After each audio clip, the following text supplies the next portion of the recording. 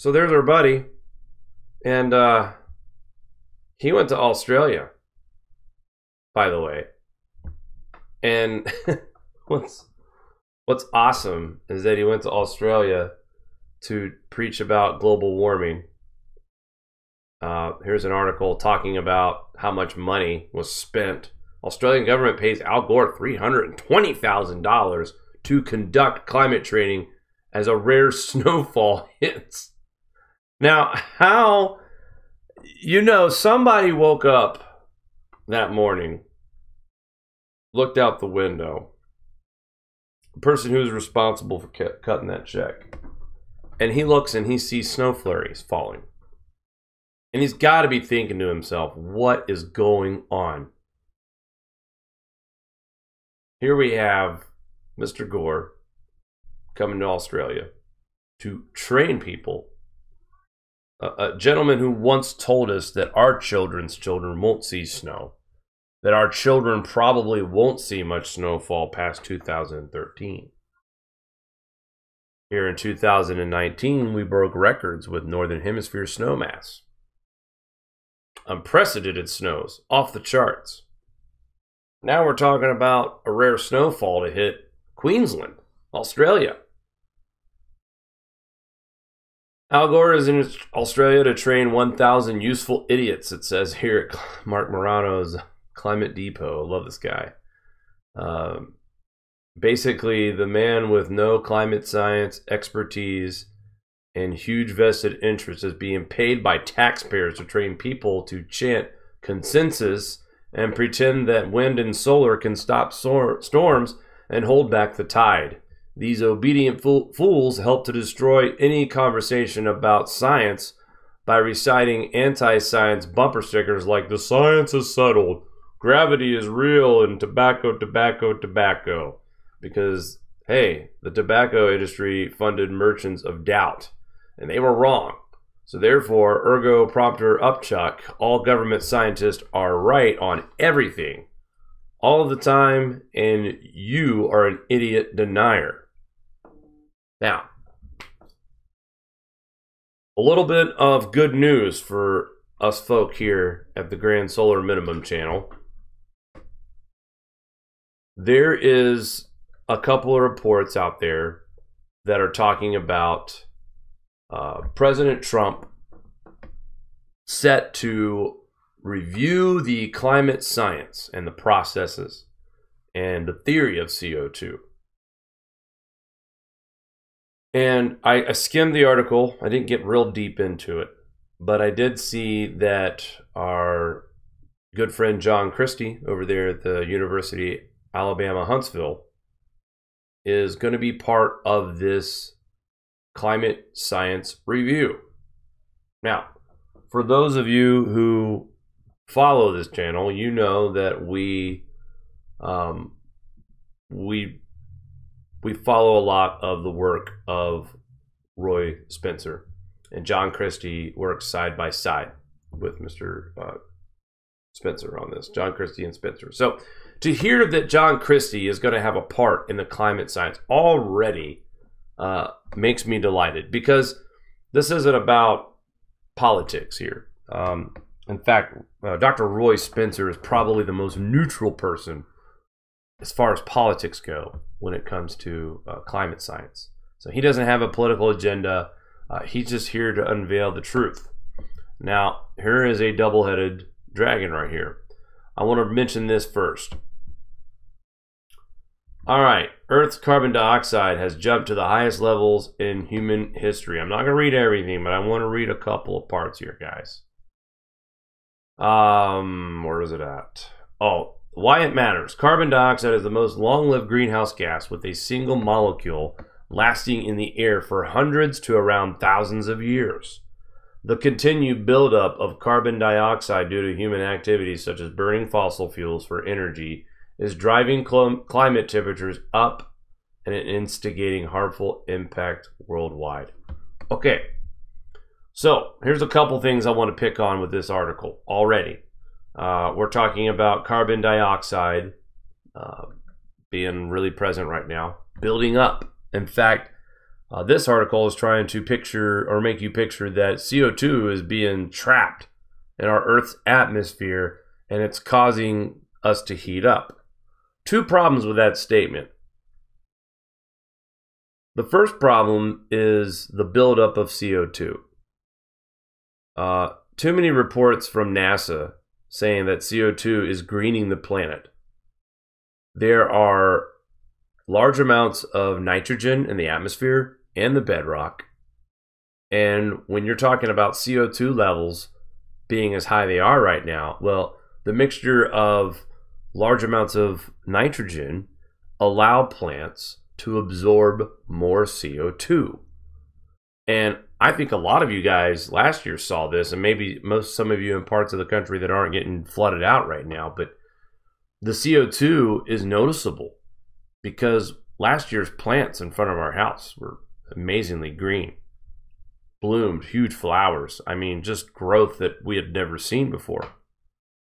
So to me, I think it's starting to become relevant that CO2 is definitely present in our atmosphere. But what it's doing to our planet and what these articles say are two different things. So this article says, though, there's a buildup of carbon dioxide. But the science over here on our side says that the nitrogen levels are higher in the bedrock and the atmosphere, which allow plants to absorb more CO2. So that to me means that CO2 is strengthening plants, trees, whatever. And those of you who are not underwater, you can clearly see that right now. Some of you have mowed your lawn several times since April. And a lot of that has to do with the high amounts of carbon dioxide in our atmosphere. Now, let's take a look at this graph. Right now, as of today, we are, well, actually this is for June 3rd. Everything here is June 3rd. Look at that. It's off the charts. Unbelievable. An all-time history, human history here. It's off the charts. All right, so what does that mean? Obviously, in my opinion, if this chart would go back tens of thousands of years, we would see, oh, this is, I'm sorry, this is in the hundreds of thousands of years. So, but maybe when they talk about 3 million years of our history of ice cores, if this has been higher, I'd like to see that 3 million year timeline all the way back. But nevertheless, here we are currently. That's where we are. That line is no joke. It's going over the 400 parts per million. We're sitting at 414.75 parts per million. That's the highest ever, okay? In 2016, we were sitting at 402 parts per million. And let me show you that real quick, because that's right here at my fingertips as well. And this is relevant why I'm showing you guys this. So bear with me just for a brief moment here. But the reason why I'm mentioning this is when we were talking about, okay, I'll just go ahead and show you this one here. This is from 2015. This was right during a maximum, okay? So here we have,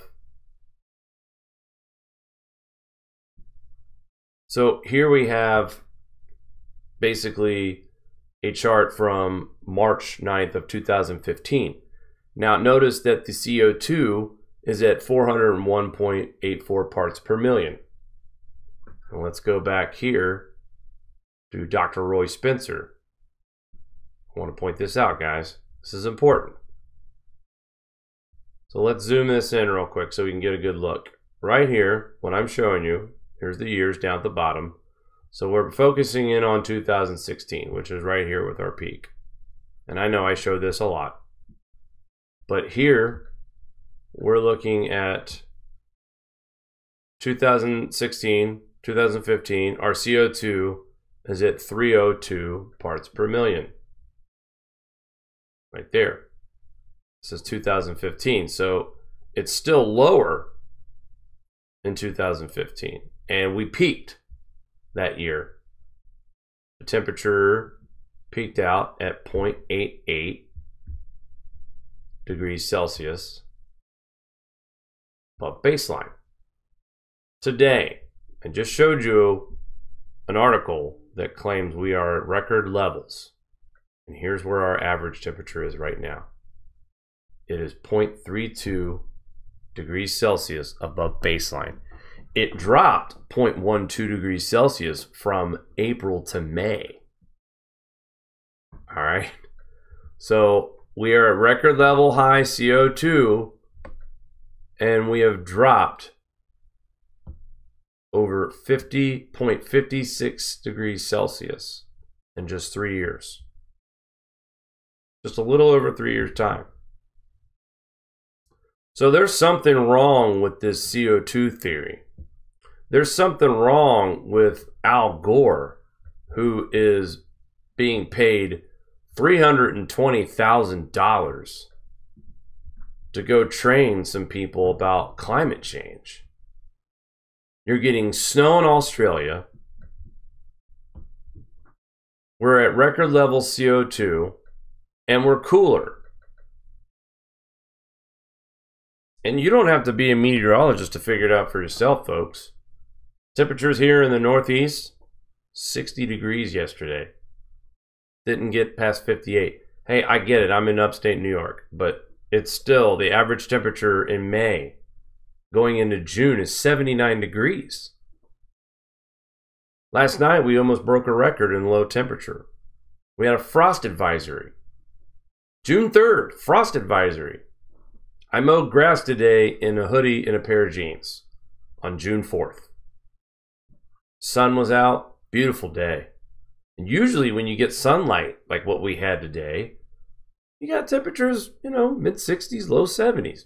Didn't even get past 64 today. So we're obviously cooling all over the world, not just here. Other places are showing it too. Rare snow in Queensland, Australia. I get it. I get it. But subtropical states? Come on. When are we going to wake up? When is the mainstream going to wake up? And then you got this article floating around about how Trump's going to mess with the climate review. And all these mainstream media articles are basically calling Trump out, saying he's attacking climate change. He's attacking climate science. No, he's not attacking it. His advisors and the people that work for him are showing him what's happening around the world. And this chart here for Dr. Roy Spencer coming out 0.12 degrees Celsius cooler than last month. We didn't expect a jump in temperatures last month, but clearly we have seen some cooler temperatures throughout the country here in the month of May. Okay, and then also over in Europe, we saw 2 different times where we had cold blasts and snow in parts of Europe. Middle of May. Still reports of flurries flying around in upper elevation parts of the United States. It's June. And everything that we talked about tonight, the earthquakes, the volcanoes, all that's relevant to what we're talking about.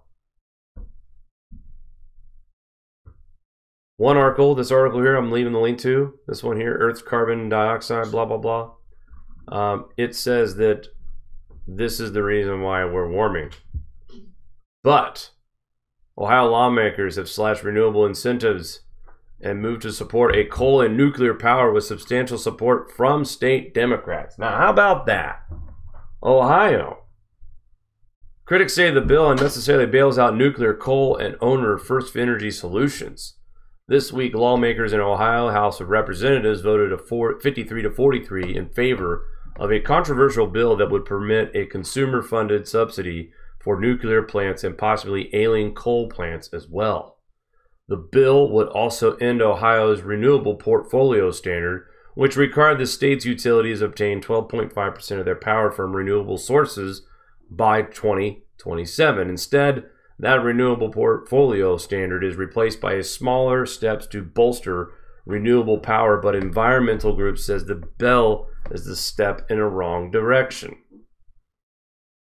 Building support among Democrats. Though the above elements were in the original bill, which was supported by a state Republican governor, the bill was amended early Wednesday to garner support from Ohio's House Democrats.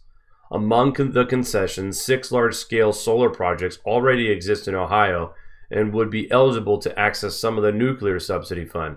Limits were also placed on how much First Energy could devalue its nuclear properties, a tactic the company could use to reduce its tax liability as well. Ultimately, these concessions got enough Democrats on board to pass the bill, especially those with nuclear plants in their district. The vote wasn't strictly partisan, though. Cleveland.com notes that one Republican congressman objected the lack of third-party audit of First Energy Solutions finances to make sure the company actually needs the subsidy, which oil and gas interests dispute.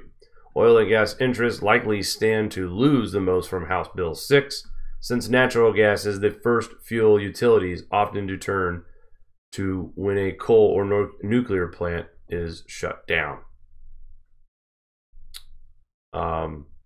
Queensland Coalition MPs push for inquiry to lift Australia's nuclear power ban. What does this say across the world? We talked about this not too long ago. Scott Morrison elected in Australia to lead their country, and he wants to lift the nuclear power ban. Ohio Republicans influence House Democrats to jump party line to support a bill that does not reduce emissions, that actually encourages coal and nuclear power. I think this is a huge win. Very impressive signal to me that with all this supposed support for the Green New Deal and the fact that a state like Ohio, now guys, Ohio, the weather there varies. The winters can get cold and snowy, but usually from Columbus southward, it's a relatively okay state. The winters aren't too bad. The snow's not too bad. The summers get really hot.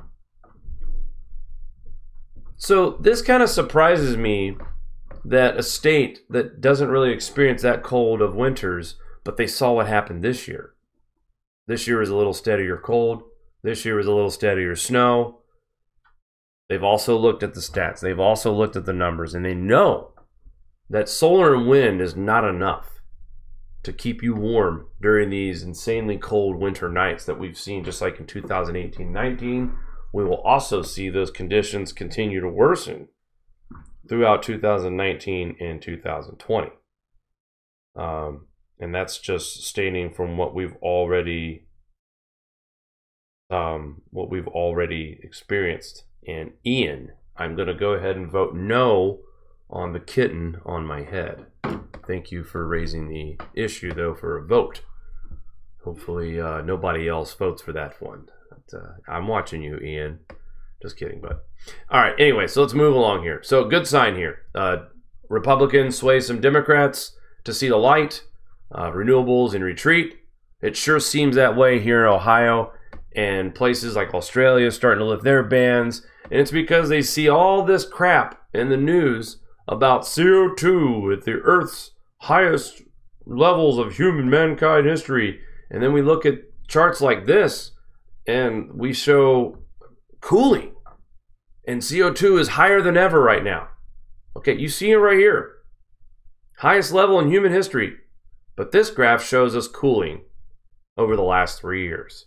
Now, I know a lot of you out there don't like that I'm just cherry picking from 2016 to current.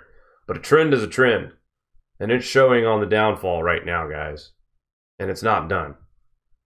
And clearly you guys can see that on this trend. We've got tons of room before this continues to plunge. And like I said, this year, going into next year, it's definitely going to be interesting to continue to monitor and watch as we move forward towards the beginning of the next solar minimum and eventually the introduction to solar cycle 25. Guys, don't go anywhere. We'll be right back.